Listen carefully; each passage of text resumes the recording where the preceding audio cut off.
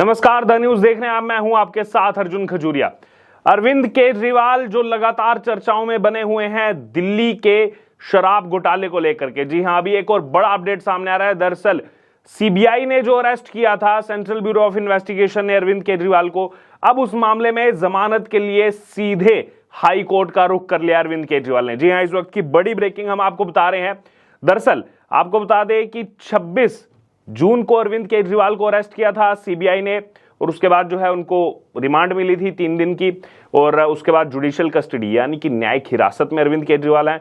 अब उन्होंने मूव किया है हाई कोर्ट की तरफ, और हाई कोर्ट में भी आप देख सकते हैं तुरंत जो है सुनवाई के लिए हाई कोर्ट मान चुकी है, और 5 जुलाई को अब इस मामले में यानी कि आने वाले शुक्रवार को इस मामले में अब जो है सुनवाई होगी। जी, इस वक्त की बड़ी ब्रेकिंग है। दरअसल आपको बता दें, अरविंद केजरीवाल ने एक ट्रायल जो कोर्ट है उसका रुख नहीं किया, और उसके बिना ही जमानत के लिए सीधे हाई कोर्ट का रुख कर लिया है।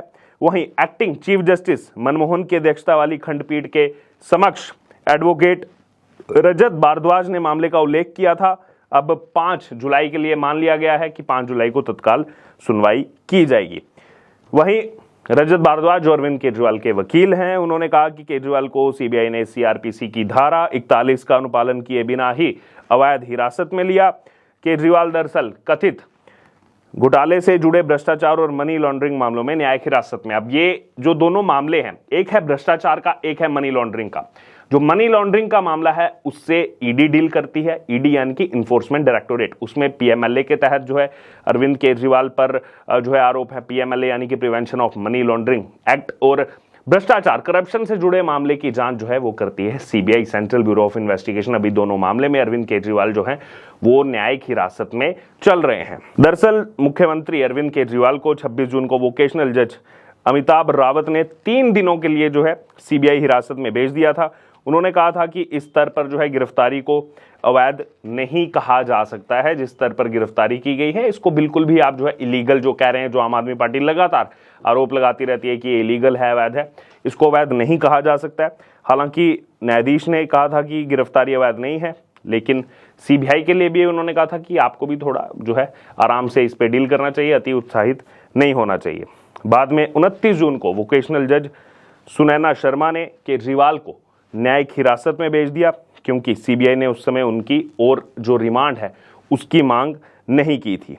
वहीं जस्टिस नीना बंसल कृष्णा ने मंगलवार को सीबीआई की गिरफ्तारी और 3 दिन की पुलिस हिरासत को चुनौती देने वाली केजरीवाल की याचिका पर जो है नोटिस भी जारी किया है। अब उस मामले की जो सुनवाई है वो 17 जुलाई को तय की गई है। उसमें भी आपको बताएंगे कि क्या क्या कहा गया है। दरअसल पिछले सप्ताह जांच एजेंसी ने तिहाड़ जेल में अरविंद केजरीवाल से पूछताछ की, जहां पर वो प्रवर्तन निदेशालय यानी कि ईडी की जांचे जा रहे मनी लॉन्ड्रिंग मामले में पहले से ही तिहाड़ जेल में बंद थे। 21 मार्च को जो है उनको अरेस्ट किया था, ईडी ने अरेस्ट किया था, और वो अरेस्ट होने वाली कहानी भी बड़ी रोचक है। 9 समन के बाद भी केजरीवाल जो है वो समक्ष पेश नहीं हुए थे ईडी के समक्ष।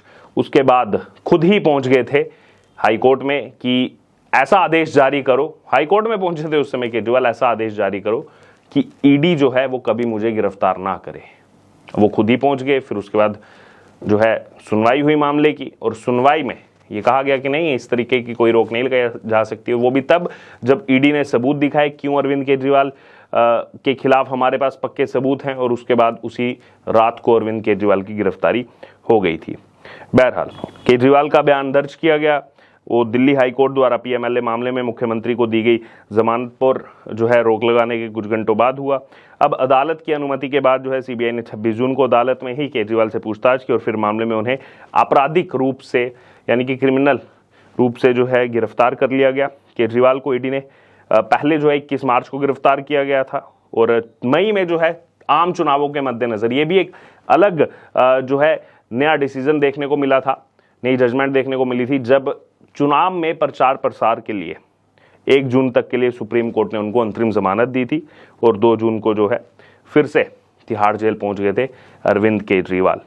तो अभी यहाँ पर बड़ी ब्रेकिंग ये है कि 5 जुलाई को देखना होगा अब इस मामले में क्या सुनवाई होगी। अब आप सोच रहे होंगे कि इसमें अरविंद केजरीवाल ने सीधे हाई कोर्ट का दरवाजा क्यों खटखटाया है, ट्रायल कोर्ट में क्यों नहीं गए हैं। और वकीलों का कहना है कि जो दंड प्रक्रिया संहिता, अब जिसको दंड प्रक्रिया संहिता कहा जाता है, सीआरपीसी जो इससे पहले था, सीआरपीसी की धारा 439 के तहत जमानत के लिए सीधे हाईकोर्ट जाने पर कोई रोक नहीं है। दिल्ली के मुख्यमंत्री की सीबीआई द्वारा उनकी गिरफ्तारी और उन्हें एजेंसी की हिरासत में भेजने के ट्रायल कोर्ट के आदेश को चुनौती देने वाली जो याचिका है वो भी हाई कोर्ट में लंबित है। तो यहाँ पर अब देखना होगा। और इससे पहले अगर बात की जाए, केजरीवाल की जो दिल्ली हाई कोर्ट में याचिका थी सीबीआई पर, कई गंभीर आरोप जो है उस याचिका में भी लगाए गए थे। क्या कहा गया उसमें? कहा गया कि मुझे प्रताड़ित किया गया, ये रिहाई रोकने की साजिश चल रही है। तो इसमें भी सवाल वही उठता है कि इनको कैसे लग रहा था कि इनको रिहाई मिल जाएगी सुप्रीम कोर्ट जाकर के। जो बाकी लगातार अपोजिशन है, चाहे बीजेपी चाहे कांग्रेस, वो सवाल उठाती रहती है इस मामले में। बहरहाल अगर बात की जाए, यहाँ पर अरविंद केजरीवाल ने यह भी कहा था कि स्पष्ट रूप से उत्पीड़न है ये। केजरीवाल ने जो है इसे गंभीर निराशा और चिंता का विषय बताया। उन्होंने कहा अपनी याचिका में कि जांच पहले ही पूरी हो चुकी है और उनकी गिरफ्तारी का आधार बनाने वाली जो सामग्री है, बनने वाली जो सामग्री है वो पहले ही एकत्रित की जा चुकी है।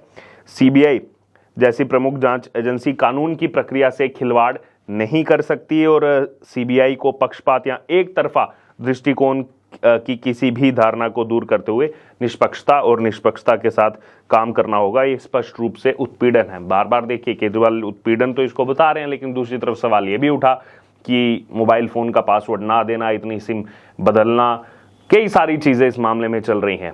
अगर इसमें कुछ गलत नहीं था तो कैसे, जब भ्रष्टाचार की बात सामने आई, वैसे ही इस दिल्ली शराब नीति को, नई दिल्ली शराब नीति को, न्यू लिकर पॉलिसी को वापस ले लिया गया था। फिर आगे ये भी कहा अरविंद केजरीवाल ने अपनी याचिका में कि स्पष्ट रूप से उत्पीड़न किया जा रहा है। सबूत के आधार पर उन्हें गिरफ्तार किया गया वो पहले से ही रिकॉर्ड में है और मामला दर्ज होने के 1 वर्ष बाद और 10 महीने बाद ऐसे सबूत एकत्र करने के लिए महीनों बाद गिरफ्तारी का सवाल न केवल कानून की दृष्टि से अस्वीकार्य है बल्कि स्पष्ट रूप से दुर्भावना से भी भरा हुआ है। कई सारी चीजें अभी इसमें अरविंद केजरीवाल कह रहे हैं, लेकिन जो 10 साल पहले के अरविंद केजरीवाल थे या 12 साल पहले के अरविंद केजरीवाल थे जो अन्ना आंदोलन से निकले थे, उस समय तो कई बातें कहते थे जिस पर आरोप लगे उसे कोई जिम्मेदारी नहीं लेनी चाहिए, पहले इस्तीफा दे देना चाहिए। सोनिया गांधी के लिए कहते थे वो जा करके क्यों जो है जांच एजेंसियां जो हैं उनकी जांच नहीं कर रही हैं, और ये भी कहते थे आरोप लगे सबसे पहले रिजाइन दे दो। लेकिन अब जेल में बने हुए हैं इतने लंबे समय से, लेकिन अभी तक जो है अपने पद से इस्तीफा भी अरविंद केजरीवाल ने नहीं दिया है। और अब देख सकते हैं अब यहाँ पर स्टेटमेंट्स पूरी बदल गई हैं। बहरहाल तो इस समय की बड़ी खबर यही है कि दिल्ली हाईकोर्ट का रुख क्या है। 5 जुलाई को अब देखना होगा क्या जमानत जो सीबीआई के मामले में मांग रहे हैं अरविंद केजरीवाल, क्या वो मिलेगी, क्या वाद विवाद होगा। अब ये नजरें बनी हुई हैं 5 जुलाई के लिए। बहरहाल क्या है आपका इस पर कहना, आपकी क्या राय है इस पूरी खबर पर, आप जरूर हमारे कमेंट बॉक्स में शेयर करें और बने रहें द न्यूज़ के साथ। धन्यवाद।